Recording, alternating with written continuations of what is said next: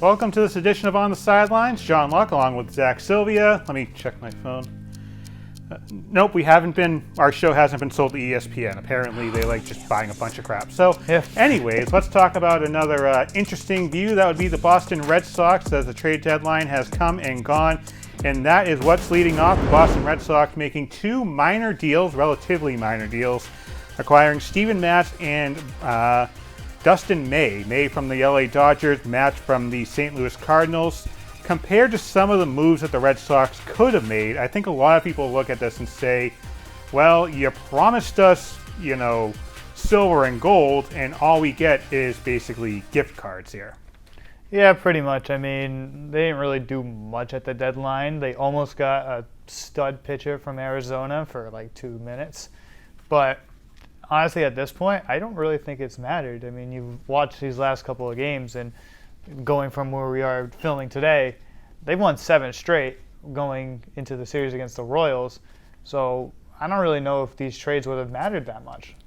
I think it matters just in the sense of, and maybe this will be a little two-faced deal here, but it kind of matters because as far as Craig Breslow goes and ownership, not making that big deal for a Joe Ryan, a Merrill Kelly, some of these other first basemen, Eugenio Suarez from the Diamondbacks. The Red Sox didn't really make a push for them, and it kind of shows the fan base that, yes, we want to win. It's just we want to win on a Tampa Bay Rays budget. We want to win on a Detroit Tigers budget, and that's fine and good. Unfortunately, it takes years of that to go through. The Boston Red Sox have been up and down as far as spending goes. And this is a unique year because you do have the prospects in a Roman Anthony, a Marcelo Meyer, although he is injured. There are prospects that you can build this team around. Look at Ceddanne Rafaela playing 2 positions now, center field and second base. If the Red Sox are going to go that route, it takes time to develop that type of culture. But the Red Sox, I think, right now are in one of those unique win-now modes because you don't know if you're going to get an Alex Bregman back. You don't know what this team's going to look like in 27, 28. We do know Roman Anthony did sign a long-term extension as well as Garrett Crochet. But in terms of this year's team, I think if the Red Sox went out there and pulled the proverbial trigger on a sizable deal for, maybe a Merrill Kelly or, some of these other players, like a Ryan O'Hearn, I think is a perfect one. He was on an expiring deal from Baltimore. I think you could have gotten him for a few prospects. It's just right now the Red Sox, for whatever reason, don't want to part with too many players, I think.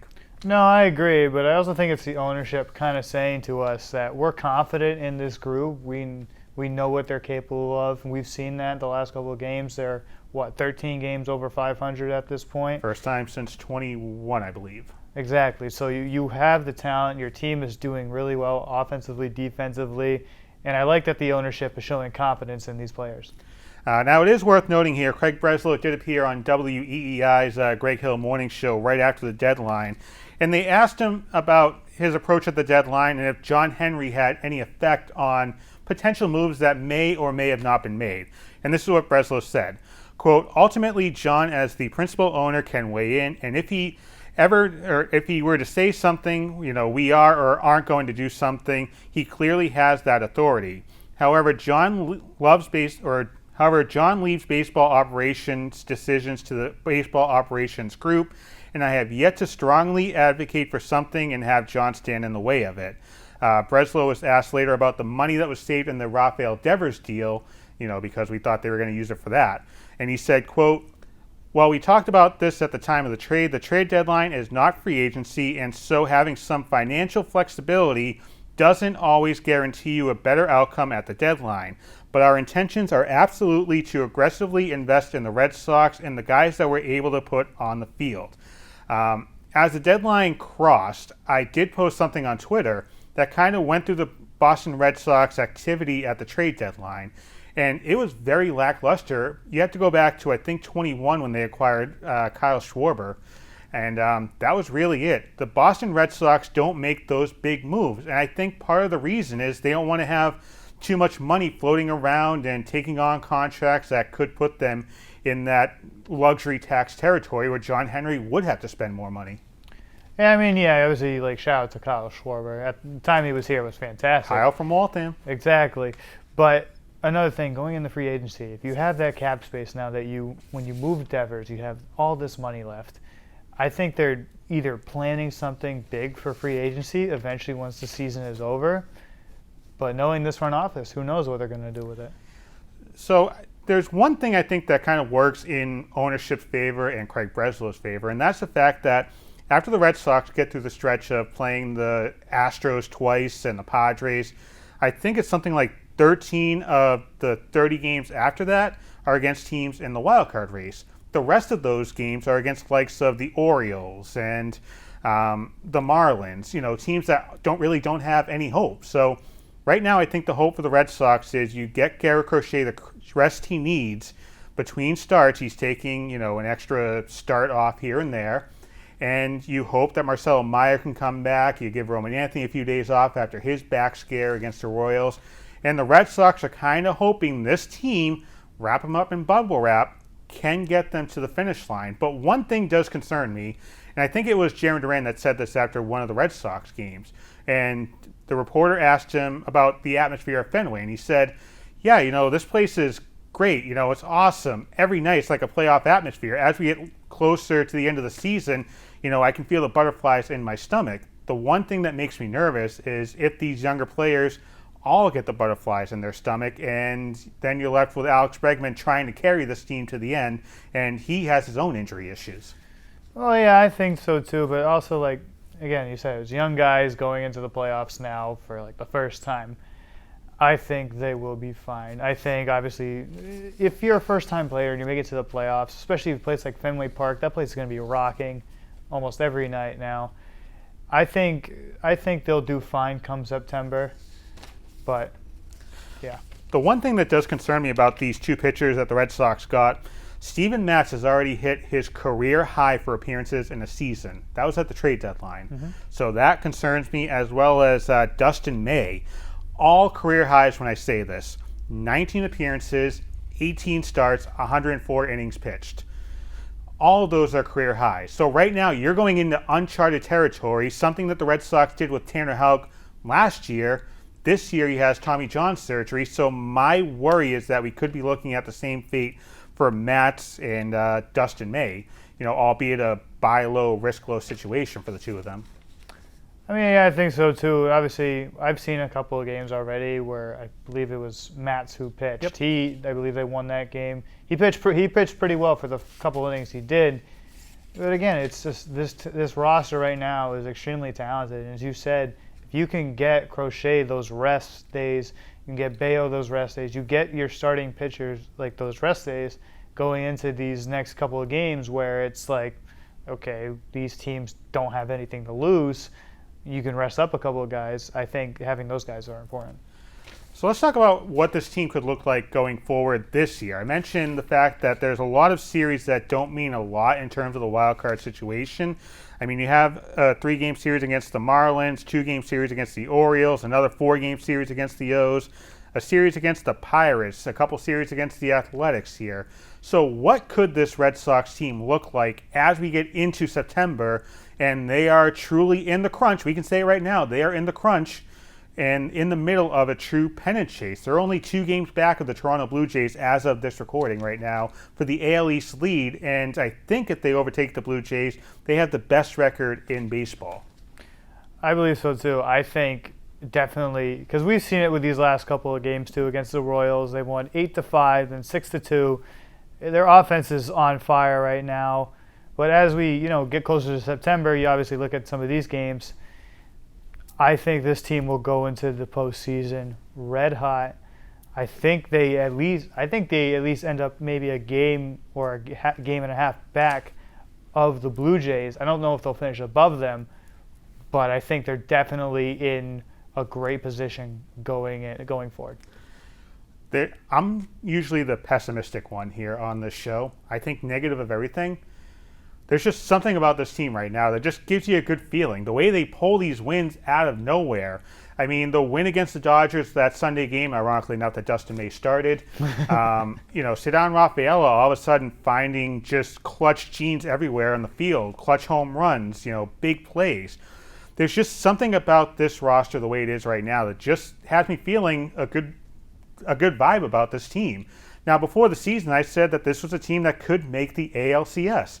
And right now, if you're 2.5 or 3 games back right now, and we're recording this, the first week of August, all you have to do is make up a game a week. You can do that very easily here. Very winnable series. Like I said, Athletics, the Rays, the Pirates, a couple series against the Orioles. Those are the games that this roster and their Wally home run helmet, those are the series that they really need to click on all gears if they want to have any hope of playing in the month of October. Yeah, and I agree, honestly, with everything you pretty much said. This team, going into, especially since the point where they were almost 9.5 games back of the Yankees at one point, this team is something that we haven't seen in a Red Sox team in a long time. They are fun to watch. This team can explode offensively. I know I said that a lot, but it's just true. These guys are a fun team to watch. Let's kind of look at this here. There's a reason we have Petco Park on this monitor, and that is because, in my eyes, I think the San Diego Padres won Major League Baseball's trade deadline. They made 5 trades, and there were a total of 22 players exchanged. And, I mean, the closer from the Athletics they got, if the Padres make the playoffs, they're a dangerous team to watch for in the postseason, I think. I mean, I agree. I'm going to be completely honest with you, though, right now. I wasn't familiar with who the Padres traded for, so if you can indulge me in that. Yeah, so San Diego acquired Mason Miller and J.P. Sears from the Athletics for 3 of the Padres' top 20 prospects. And as I mentioned, the Padres also acquired Ryan O'Hearn and outfielder Ramon Laureano from Baltimore for 6 prospects. Houston acquired Carlos Correa for a minor league pitcher, and Houston actually got cash from the Twins for taking Correa. Go figure there. Seattle made a couple deals as well. Eugenio Suarez, a third baseman, acquired from Arizona for 3 top 20 prospects. Meanwhile, the Mariners also acquired Josh Naylor from the Diamondbacks for 2 prospects. And the deal that I think the Red Sox could have really tried to make was Philadelphia acquired Johan Duran. That's a player I wanted the Red Sox to get. All Philadelphia had to give up was 2 top 20 prospects. If you have an 8-9 combination in your bullpen of Duran and Chapman, wow, that is a talented bullpen. That is a thing that wins you championships. But in my eyes, I still think San Diego is probably the team that dressed what they needed. They needed that, number 4, number 5 starter. They needed a closer as well. And I think they needed a little bit of an offensive help as well because Manny Machado has had his ups and downs, I think, this season. Yeah, and I'm going to say this right now. I'm not a fan of Manny Machado at all. But I do think after you naming those players, obviously this team is very talented. They're very loaded. And I think a team from the National League will win the World Series this year, whether it be the Padres or the Dodgers going back-to-back. Hopefully not. But, yes, they are a very talented team now. I still say this is probably the best-looking ballpark outside of Fenway Park. Pittsburgh is a pretty nice one. They may be moving. But just to quickly touch on the prospects here for the Red Sox and why I think some teams are kind of apprehensive about taking on minor league prospects from Boston. How about this? The Boston Red Sox top prospect is a shortstop and a second baseman, Franklin Arias. He's the top Red Sox prospect. He's number 33 in Major League Baseball's top 100. Then you have Josh Nixon Garcia, an outfielder in Worcester. He's the number 2 Red Sox prospect, number 88 in the major leagues. So I think teams are still kind of wishy-washy on what this Red Sox team has for minor league prospects. And I think that's the one thing that maybe burned the Red Sox in terms of making a deal for a Joe Ryan or a Mel Kelly or some of these other big-name pitchers. The fact that teams didn't know what they were getting. They may have wanted a Jarren Duran, but the Red Sox, after the fiasco with Christian Vasquez a couple years ago, didn't want to have revisionist history, I think. No, and I completely agree with everything you just said. Obviously, you want guys, especially in the minor leagues, that are little more proven than the 33rd and the 88th prospect in the minors. So, yeah, obviously the Red Sox did kind of screw themselves over. But, I mean, they got some pretty good prospects that came up, so I'd say I think they're doing all right. You want the experience. You want the experience of a Blaze Jordan and his 449 career minor league games that a team's going to give you their bottom-of-the-line reliever for. That's what you want in your minor league system. So, good job. Now Chaim Bloom gets to be reunited with Blaze Jordan.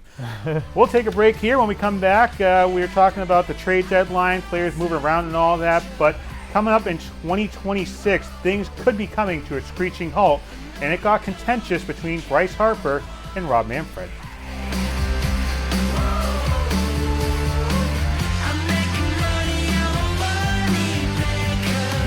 When it comes to getting around Greater Boston, the T is the greatest value. Yeah, you can save big compared to ride shares. I mean, there's no surge pricing, there's no tipping. How about no traffic stress? You can park at any of the MBTA's lots and garages, and it's easy and affordable. Just tap your phone and go. It's fast, modern, and convenient. From Aquarium Station, explore Faneuil Hall, the Greenway and Carousel, and Christopher Columbus Park. Or hop on an MBTA ferry for a scenic trip into the city. Less stress, more savings, convenience at its finest. That's the T. So many reasons to get on board. They call it the city of brotherly love, but Philadelphia had no love for Rob Manfred, and that includes the Phillies' big hitter here. That would be Bryce Harper, who had quite the contentious meeting with MLB Commissioner Rob Manfred. You may have seen the headlines by now. There were a lot of swear words from the Philly slugger, and it was just an uncomfortable situation from what a lot of reports said. Now, Manfred did try to diffuse the situation through the media in a press gathering, saying, quote, "I think more has been made of this than needs to be made out of it."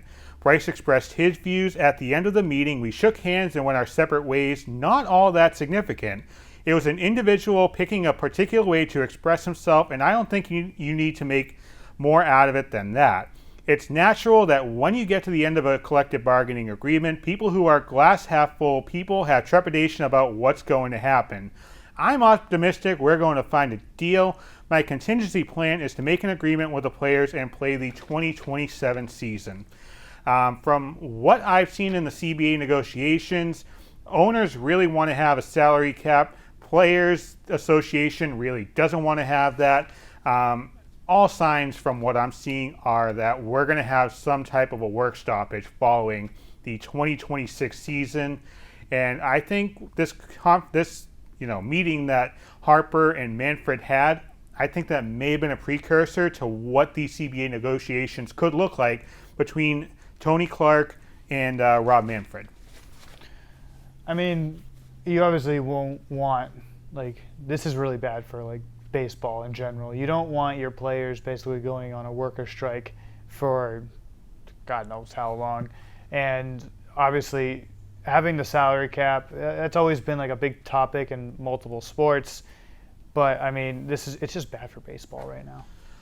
So I went through the different tax thresholds, the numbers that teams need to be wary of before you get into luxury tax territory. And starting in 2020, the tax threshold was $208 million.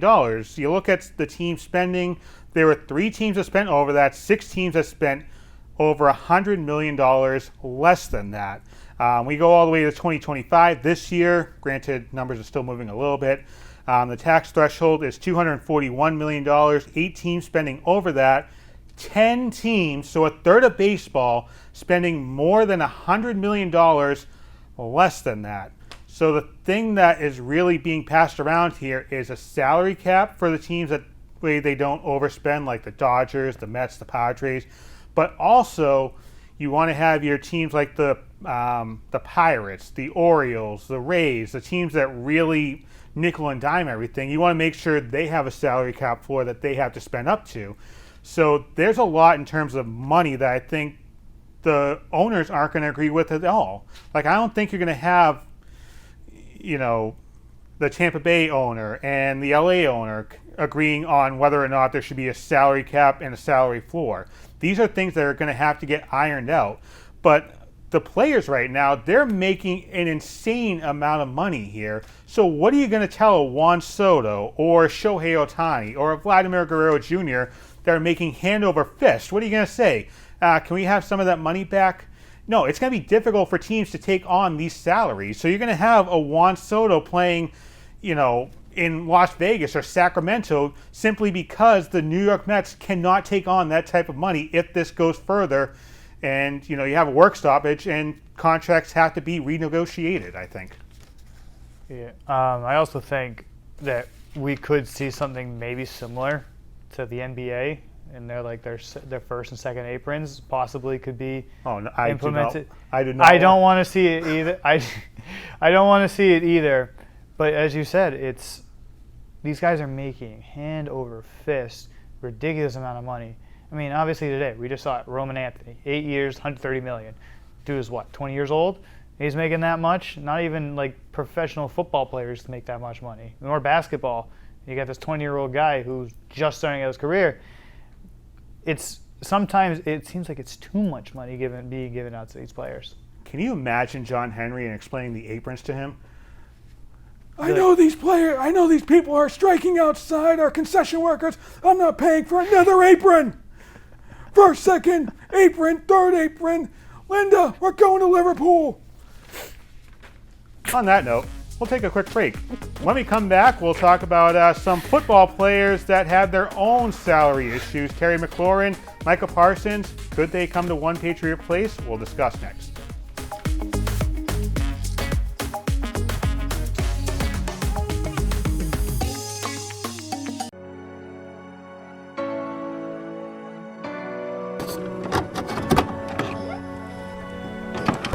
Welcome back to the Cable 8 News. I am John Myers. And I'm Nick Palmieri. And Nick, nice to have you here on the set. It is. Or is it nice to have me on the set? He's still got it! He's in it! Oh my God! Bridgewater, second effort, third effort, and fourth effort. This is a community facility. BTV Cable Access is here to present and to represent all the voices in town.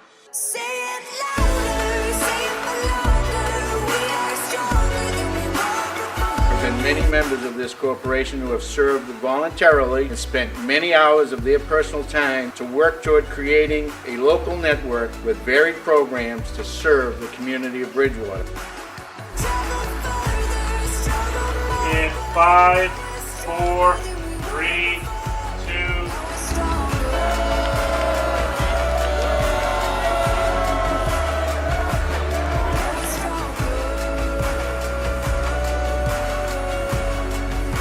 It's about community, it's about coming together, it's about helping us out, because at the end of the day, that's what makes all of us strong.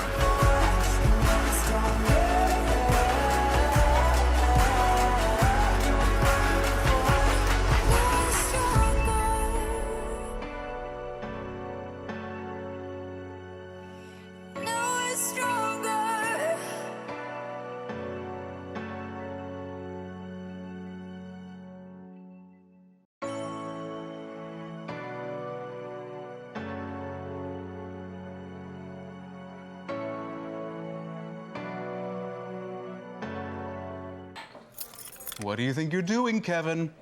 Was just gonna drive home. There are several warning signs present that you shouldn't be driving. Like hearing voices? Like your text-to-emoji ratio? Oh man, the selfies. Selfie, nailed it. We all have warning signs that let us know that we're probably not okay to drive. Mine is pretending to be your subconscious. Craig, come on man, let's split a ride home.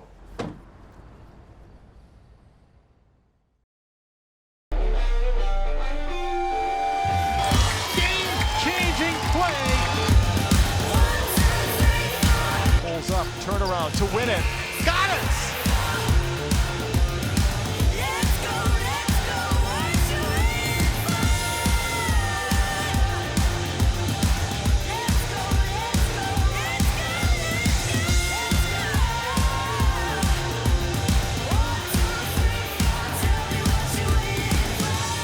Welcome back to the madness.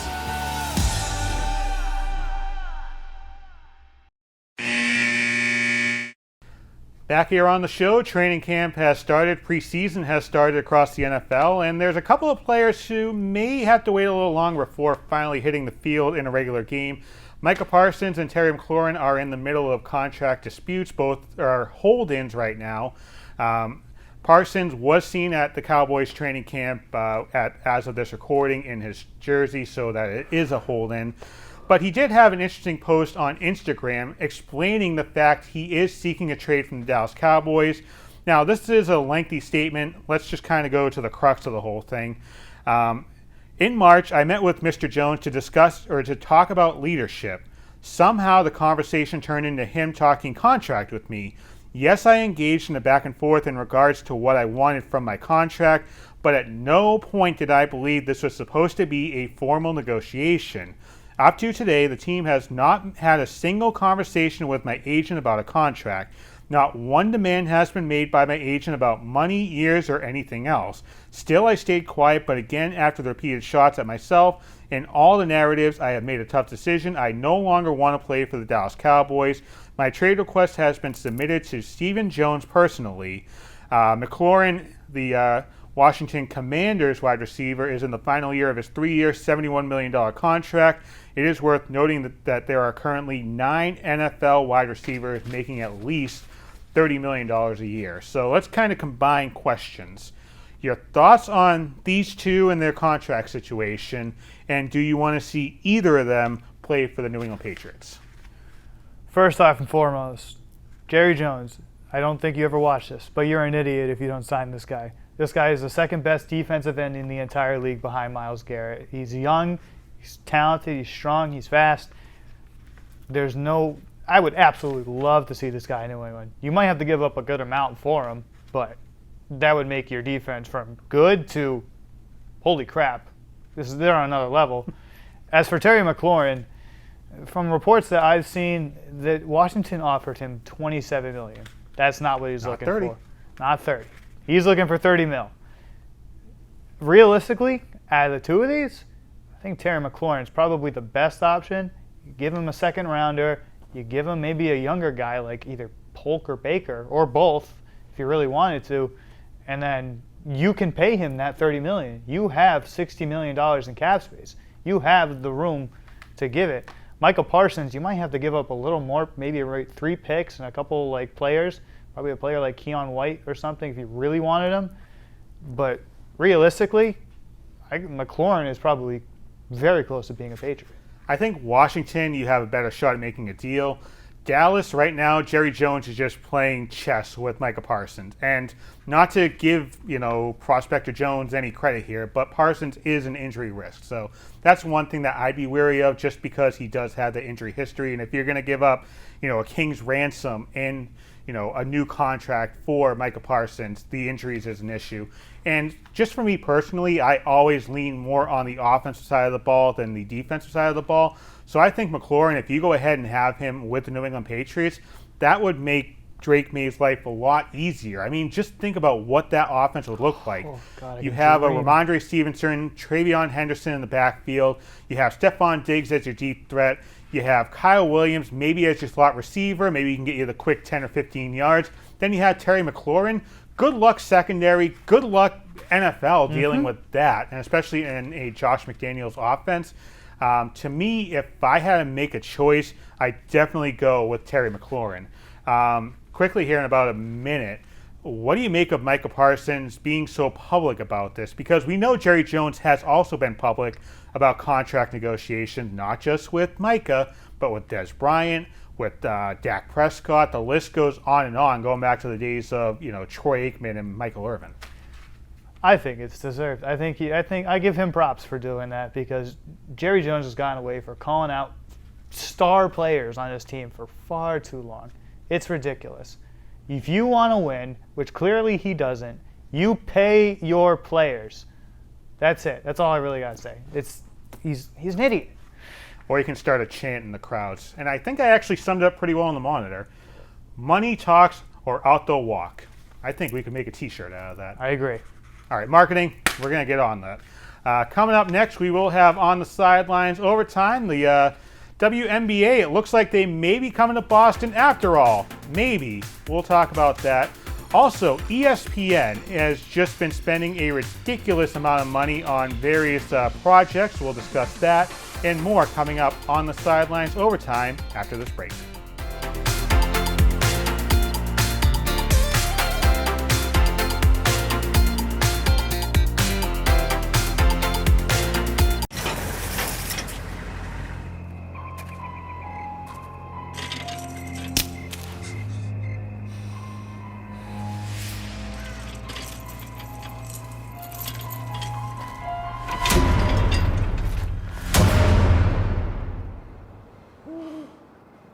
If you don't fix them, sparks from dragging tow chains could cause a wildfire, and that could be scary. Smokey. Only you can prevent wildfires.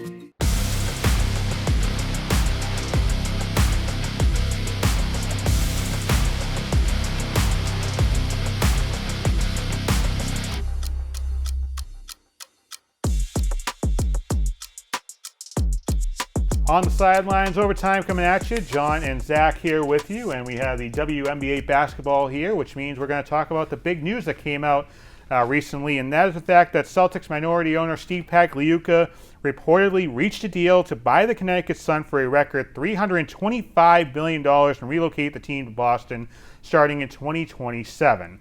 Now, when the news first came out, everybody was celebrating and getting set to buy their season tickets, but the WNBA decided to go ahead and put the screeching halt to that. So it gets a little fuzzy, and let's see if you can follow me on this one. Now, the league does have 5 expansion teams in waiting. Portland and Toronto next year, Cleveland in 2028, Detroit in 29, and Philadelphia in 2030. Each of those franchises paid a $250 million expansion fee to move those or to have a team show up there. The WNBA released a statement to Gary Washburn of the Boston Globe that reads, "Relocation decisions are made by the WNBA Board of Governors and not by individual teams. As part of our most recent expansion process, in which 3 new franchises were awarded to Cleveland, Detroit, and Philadelphia on June 30th, 9 additional cities also applied for the WNBA teams and remain under active consideration. No groups from Boston applied for a team at the time, and those other cities remain under consideration based on the extensive work they did as part of the expansion process and currently have priority over Boston." Pagliuca's group released a statement saying, quote, "While it is the PAG's group policy to decline to comment on transactions until they are completed, out of respect for the WNBA and NBA, we feel compelled to clarify the status of a possible acquisition of the Connecticut Sun. Central to our proposal is enabling the Sun to play in larger capacity arenas in New England. We believe our record-setting offer and deep commitment to growing the WNBA in the region that is home to the most passionate basketball fans in the nation will significantly benefit the league, the team, and all its fans." Just kind of reading through all that, it sounds like when the Connecticut Sun came to the TD Garden, maybe there was a conversation between the Sun brass and Steve Pagliuca, and Pagliuca said, "I'll buy the team for $325 million. It almost sounds like the Sun and Pags maybe tried to circumvent the process of the WNBA, because I know cities like Houston were looking to get a team. I think Miami wanted a team as well. But there are a number of cities that want to have a WNBA franchise. And Boston, it just seemed like they could just throw money at the situation and try and get the Sun to play at the TD Garden. I mean, obviously, having a team like this come to Boston, it would be huge for the market, obviously. We talked about this last time, just for like the audience perspective. It's just like, now you have another New England or Boston team to root for. I don't know. The WNBA, they're a very confusing league. Obviously, you have these teams who want to come in. You have these cities who want teams themselves.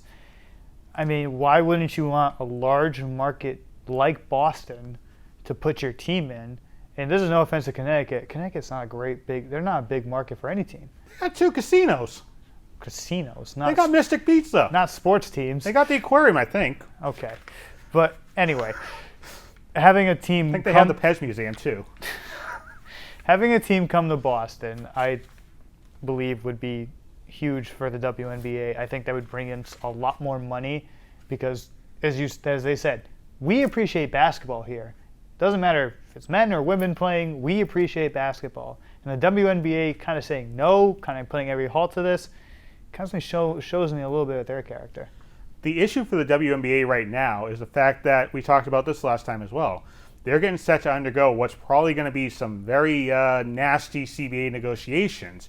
I mean, the negotiations they may have between the owners and the players may make what baseball is going through look like child's play. Mm-hmm. I mean, there's a lot of money that's going to be thrown around here, and Kathy Eagleburtt, from what I understand, isn't exactly the most beloved commissioner in sports, so there's going to be issues there. And I think part of the issue for the Boston franchise in the hopes of, bringing the Sun to Boston is the fact that this is happening right on the doorsteps of everything potentially hitting the fan. So if you have $325 million for a relocation coming to the WNBA, where does that money come from?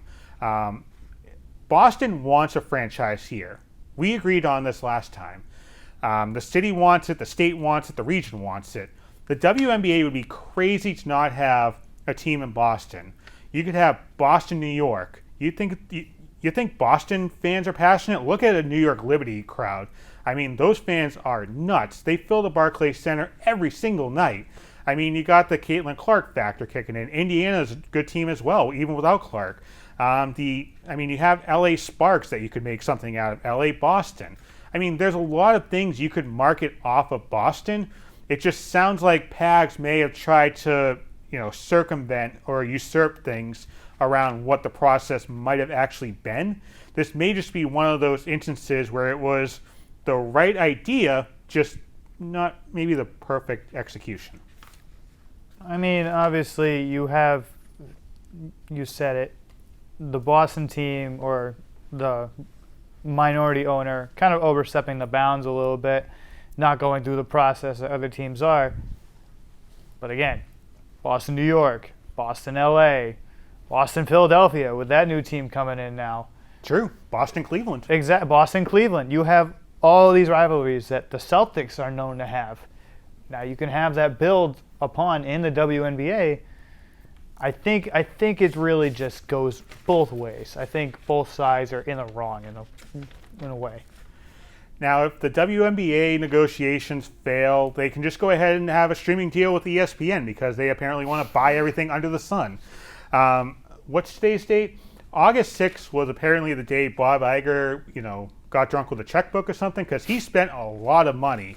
There was the major media news that was made that ESPN is buying the NFL Network and assets within the NFL in exchange for 10% equity stakes in ESPN. Now, ESPN is going to acquire the NFL Network, NFL Red Zone, and NFL Fantasy. The channel will also produce a few more games as well under the ESPN umbrella.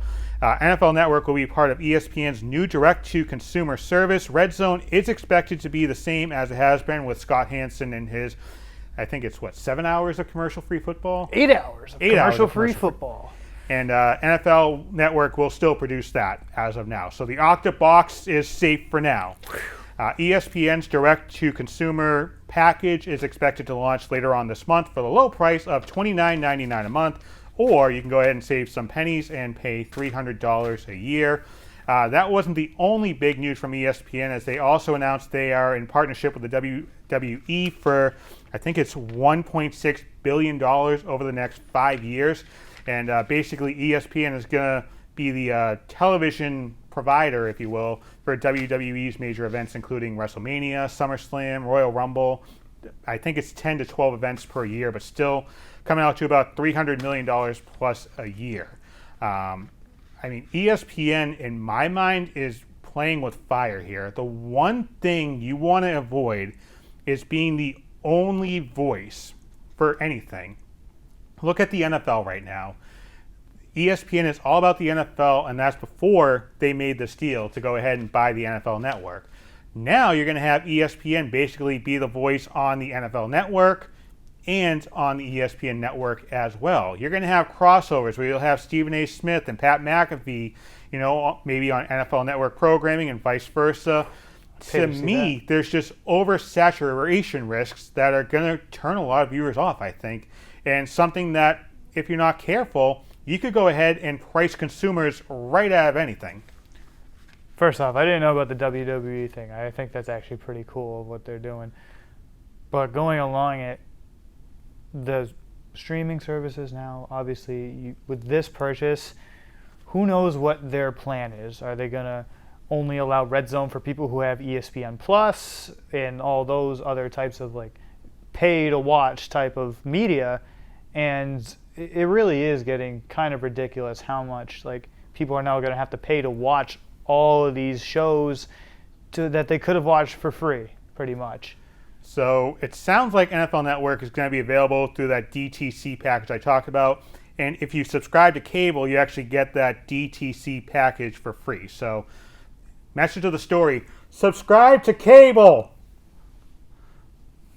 Exactly. Subscribe to cable.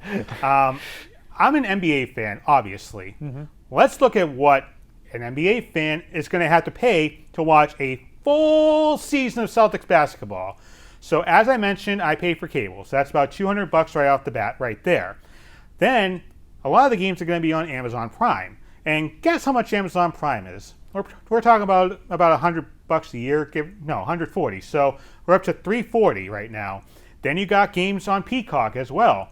A yearly rate for that is, I believe, $90. So right there, you're up to $430. You're asking fans to pay upwards of near $500 to follow a sport. To me, you're pitting sports against each other. And it's going to get to a point, I think, where maybe the next time you go ahead and renew media deals, you're going to have Adam Silver wanting his own equity stake in ESPN. You're going down a slippery slope right now. I understand the NFL is America's game. ESPN is America's network. But you want to have separation, I think, between leagues and network. You're just going down a very slippery slope. Now, let's talk about the WWE. You said it was a good idea. It's possible that events are going to appear on cable, so you may save some money on that. But let's say you don't have cable. Let's say you watch on streaming. Again, let's say you go $300 for the year package of that DTC thing from ESPN. Then you have another $90 for Peacock because they're going to have stuff as well. Then, oh yeah, you also have live events on Netflix, which is what? Another $11 to $15. So that's another $500 right there. Unfortunately, you have these companies like WWE, you have these leagues like the NFL and the NBA. They're just squeezing every last penny out. If you can give a penny, you know the Mouseketeers are going to be there to take it. You know Roger Goodell is going to be there to take it. And it's just sad because I like watching different sports, but it's going to get to a point where I can't afford to watch the NHL. I can't afford to watch MLB. And that's just sad to say because I'm a big sports fan. Literally, I'm a big sports fan. I think, obviously, at some point in the future, who knows, I think it will hit a point where it's going to be like, okay, we aren't getting like the views. Once that pay to watch thing starts to go, the views are going to go down. Obviously, people are going to watch it, but not everybody who watches it can afford to. So I think it's going to hit a turning point where it's like, okay, we're not getting as many views, we're not making as much money. I think they're better off just going back to what they did originally when it first, just buy cable or just get ESPN. Just buy cable. Buy cable. And we're going to go back to, obviously the way it was, where you turn on ESPN, there'd be an NBA game, or you turn on like Fox, and now there's like all this. But now with the NFL doing this, it's who knows how much we're gonna have to pay. I am a student in college. I can't afford to have all these apps. I barely make anything regardless. It's ridiculous. So I'll say this from the WWE aspect here. It was included with Peacock when they made the switch over a long time ago. But as the years started to go on, a lot of the live events started to transition to a tier that you had to pay for. So that's the concern among a lot of wrestling fans, the fact that it could take the UFC model where you still pay $30 for the service, but then you pay another $70, kind of like what the UFC does. So that's something to watch for later on. Here's something to think about. ESPN is paying, I said what, like $365 million a year for the WWE? Mm-hmm. They were offering Major League Baseball about $250 million a year. How do you think baseball feels knowing that ESPN cares more about, headlocks and Hurricane Ranas and Bryce Harper and Shohei Ohtani? How do you think that makes baseball feel when they renegotiate?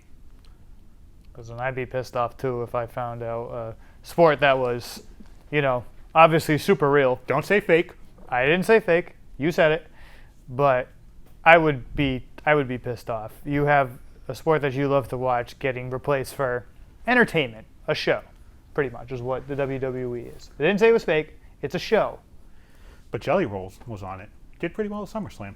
Love Jelly Roll. Yep. So we're coming off of the Boston Celtics last year winning their 18th NBA championship, and I thought being the dead of summer, really warm in here actually, I thought it would be a good time to bring up a question, and that is the next Boston sports team to win a championship. I did post a question on Twitter. I got a few responses back, and the Celtics were far and away the favorites. I think it's safe to say because Jason Tatum's going to come back, a year from now, and we'll have the Jays back together. So maybe the better question is, excluding the Boston Celtics, which Boston sports team of the four major sports teams have the best chance at winning another championship? All right. First of all, I'm going to exclude this because this is not a chance, unfortunately. Sorry, Brad. But you have a better chance of winning a cup of noodles in that cup. Exactly. It really just depends because obviously right now with the Red Sox, they're playing very well. We've said this earlier. They're red hot right now, or as some people like to say, they're a wagon at the moment. But they're a wagon, kid. Also, like the Patriots too, like their rebuild right now is, for me, honestly, looking a lot faster than I think what most people projected. In my opinion, I see what you're doing, but if I had to pick a team, I'm going with the Red Sox. Yeah, I'm in the same boat because let's kind of go by process of elimination. The Boston Bruins right now, let's be honest, they're in a strip it down to studs and bolts type of rebuild here. Yeah. It's going to be a long time before they get back to championship contention. When you talk about the New England Patriots, for the Patriots to have a good shot at winning a Super Bowl, think about what they have to get through. They have to get through Josh Allen and the Buffalo Bills. They have to get through Lamar Jackson and the Baltimore Ravens. They have to get through Patrick Mahomes and the Kansas City Chiefs. Then, if you make it to the Super Bowl, then you're talking about getting through the likes of a Jalen Hurts, a Saquon Barkley, and the Philadelphia Eagles. There's a long way to go there. To me, baseball is one of those weird sports. I think if you can catch lightning in a bottle and you can get your starters clicking one after the other, I mean, you're only talking about winning, 11 games, I think, if I'm doing the math out right? Maybe, 14 because of the wild card. So if the Red Sox can get their rotation in order, make sure Bayo's healthy, Crochet stays healthy, you don't burden Chapman to the point where he's exhausted, I think the Red Sox can maybe small ball this thing to the ALCS, and wherever the chips fall, they fall. To me, I think baseball is just one of those weird sports. You need a ball to hit off the wall the right way. You need a second baseman to mishandle the ball. You need the first baseman to let the ball go through the legs. There's a lot of things that you need to happen to have, a championship contender, I think, in baseball. And it's one of those weird sports. You just need something small to happen to have things go your way. So you actually have a great opportunity coming up this Friday from when we're recording, and that is to go to the Patriots game when they take on the Washington Commanders. I almost screwed that one up last time. But it is the only game at Gillette for the preseason. But the bigger story is what's happening before the game, and that is the fact that Robert Kraft and the Patriots will unveil a 12-foot-tall statue of the GOAT. Tom Brady will have a statue at Patriot Place, and so again, another summertime conversation I thought would be great would be what Boston sports athlete should be the next athlete that has a statue outside of their respective building. Luke Cornett. Listen, if you go through the archives, I am not a Luke Cornett guy. He's a poodle. Being realistic, if we had to pick a player that hasn't had a statue, George Niang? No. I want to say probably Jason Tatum. Have anybody? Ooh. Maybe. but I'm not sure if he has a statue yet. But if I'm looking at it, David Ortiz, possibly.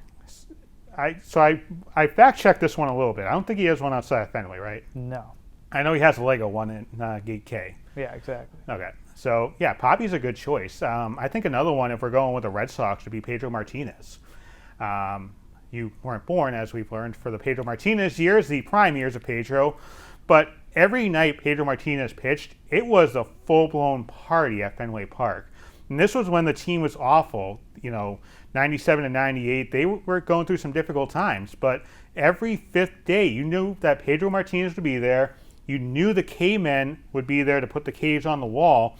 And it would just be a full-blown party. And to me, that was one of the things that made the Red Sox a watchable product. And he was kind of that bridge that took it from, 96 to 2003.